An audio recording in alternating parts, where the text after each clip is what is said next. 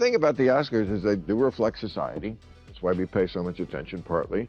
And things are always changing in our industry, like streaming. It just changed the whole industry. This happens so often. So they have to come up with new categories for the awards. The Golden Globes came up with a new one this year. Basically, picture people liked. They had, they had become such self-congratulating, virtue-signaling bores that they had to go, oh yeah, let's make a category for that. People actually paid to see something great. One more thing needs to be said. Comedians have been under attack for quite some time, and I need to stick up for my tribe. This war on jokes must end. Bill Maher recently spoke strongly about the Academy Awards. He said the Oscars used to be a fun and exciting show that celebrated movies, actors, and creativity. But now, he feels the show has changed a lot. According to him, it is no longer just about films. Instead, it focuses more on political messages and trying to please certain groups. He believes this shift is making the show less enjoyable for regular viewers who just want entertainment. Democrats, if you ever want to win an election again, the absolute most important first step is stop doing this. We gather in celebration of the Oscars on the ancestral lands of the Tongva, Tataviam, and Chumash peoples, the traditional caretakers of this water and land. Yeah, I don't know if we're still saying fringe. But if we are, that's this.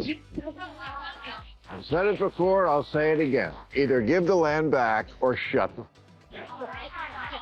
These days, many celebrities quickly share their opinions online to get attention. They want likes, views, and people agreeing with them. But often, they don't stop to think deeply about what they are saying. Bill Maher feels frustrated by this behavior. He believes that instead of only talking and posting online, celebrities should take real action if they truly care about important issues. In his view, speaking loudly is easy, but making real change takes effort, time, and real work outside the spotlight. I would like to commemorate the moment 50 years ago that transformed the Oscar telecast into what it is today. A 4-hour lecture on how bad most people have it by the people who have it the best. But let's talk about the progress part, because people today don't seem to have a realistic view of how progress works. For example, do you know who Time Magazine's Man of the Year was in that year of 1973?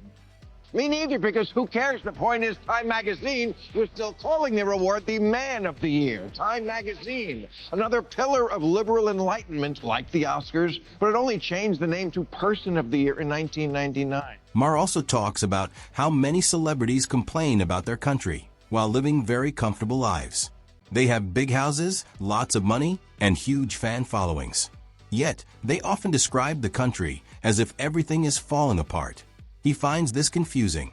He says that the same system they criticize is also the one that helped them become rich and successful. While he agrees that no country is perfect, he believes people should also recognize the opportunities and freedom that help them reach such high levels of success. They had become such self-congratulating, virtue-signaling bores that they had to go, oh yeah, let's make a category for that. People actually paid to see something great. So there's new Oscar categories. Would you like to hear the Oscar I knew you would. I knew you would want to hear them. This was needed. Best editing of a film that's still an hour too long. He also criticizes the people who organize the Academy Awards. He says they're trying too hard to make everyone happy, especially the loud voices on social media. Because of this, they keep changing rules and adding new award categories. In his opinion, many of these changes don't improve the show. Instead, they make it feel slow, boring, and less exciting.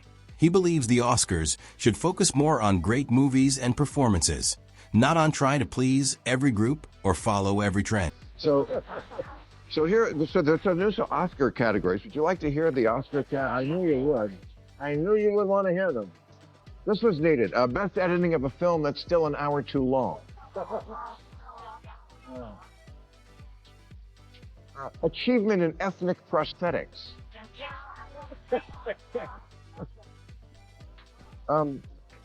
Best achievement in replacing an actor who tweeted something offensive. Maher even makes fun of these new award categories in a joking way. He says some of them feel unnecessary and more about looking good than rewarding real talent. His jokes are meant to show how strange the situation has become. He believes the Oscars are focusing too much on image and not enough on true skill and creativity. By using humor, he tries to point out that the show should celebrate great acting, directing, and storytelling instead of trying to impress people online. Comedians have been under attack for quite some time, and I need to stick up for my tribe. This war on jokes must end. So tonight, let's Zapruder film this thing once and for all and explain jokes to idiots. He also talks about how comedy is changing. Bill Maher believes comedians should be free to make jokes without fear. But today, even small jokes can make people angry, especially on social media. This creates pressure on comedians, making them think twice before speaking. Instead of focusing on making people laugh, they worry about backlash and criticism. Maher believes this is harmful to comedy because it limits creativity and stops comedians from expressing their true thoughts freely. The Oscars, Chris Rock came out to present a boring award and first did what he is supposed to do, get some laughs doing what we comics call crowd work. Denzel and Javier Bardem each got spritzed. And then Chris made what in the business is known as a some is like some other joke. He said to Jada Smith, Jada can't wait for G.I. Jane 2, recalling the late 90s movie starring Demi Moore. That's it. That's the joke. You remind me of some other beautiful, buzz-cutted movie star. It wasn't an alopecia joke any more than the one about the chicken crossing the road is about bird flu. Maher mentions the famous moment when Will Smith slapped Chris Rock at the Oscars. Chris Rock made a joke, which is normal for comedians at such events. But the reaction was very serious and shocking. Maher believes this moment shows how sensitive people have become. He says that jokes, even simple ones, can now lead to big reactions. For him, this incident represents a larger problem where humor is no longer taken lightly. Not an insult, although insult humor is also a staple of comedy. And in fact, an example of insulting someone's looks was on display that night when Regina Hall said, "We've been dealing with COVID for 2 years. It's been really hard on people." And Amy Schumer said, "Yeah, just look at Timothée Chalamet," and they cut to J.K. Simmons, who made a face a lot like the one Jada would make later on. But that's where it ended. It's called being a good sport, especially when you're a rich celebrity. Let the common people take the piss out of you for one stinking minute. Maher believes celebrities should learn to laugh at themselves sometimes. He says jokes are not meant to hurt or insult people. They are just meant to entertain and make people smile. When celebrities accept jokes, it helps them connect with regular people. It shows that they are human too and not perfect.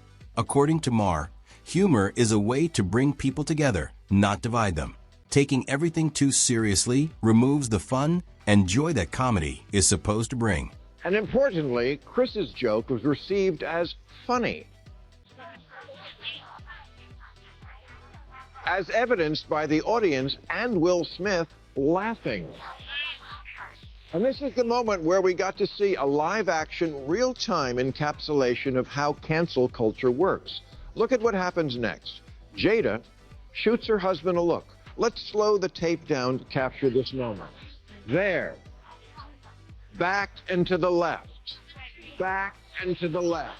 He also explains how online outrage usually works. First, a joke is made, and people who are there laugh and enjoy it. But later, people on the internet who were not even present start reacting.